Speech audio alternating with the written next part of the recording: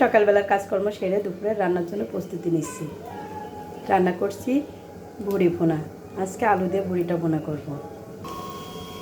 দিয়ে দিচ্ছি গোটা মশলা, তেজপাতা, দারচিনি আর এলাচ।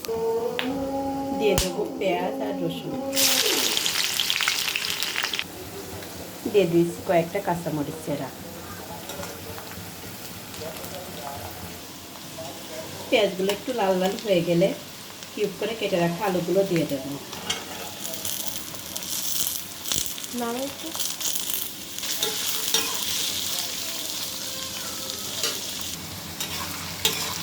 একটু লাল লাল করে ভেজে নেব, তারপর পুরিটা দিয়ে দেবো। আমি অন্য পাশে রান্না করছি পেঁপে। পেঁপেটা কষানো হয়ে গেছে, এবার দিয়ে দেবো পানি।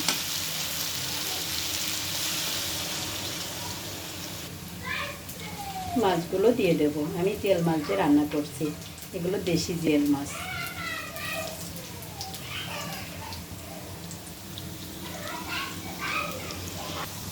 লাল লাল করে ভাজা হয়ে গেছে, এবার বড়িটা দিয়ে দেবো। বড়িটা আমি আগে থেকে সিদ্ধ করে রাখছিলাম।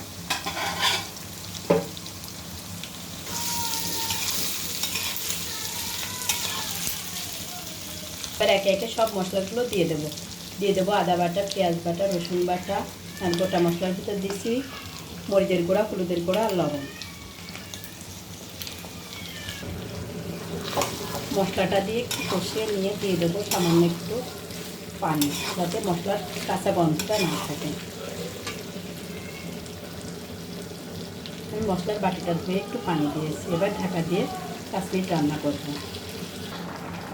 এদিকে আমার পেঁপের তরকারিটা প্রায় হয়ে এসেছে, আর একটু ঝোলটা কমলে নামিয়ে নেব।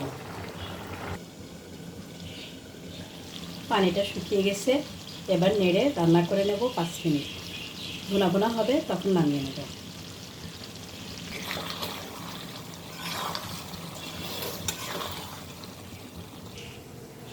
পেঁপের তরকারিটা হয়ে গেছে, আমি নামিয়ে নিয়েছি।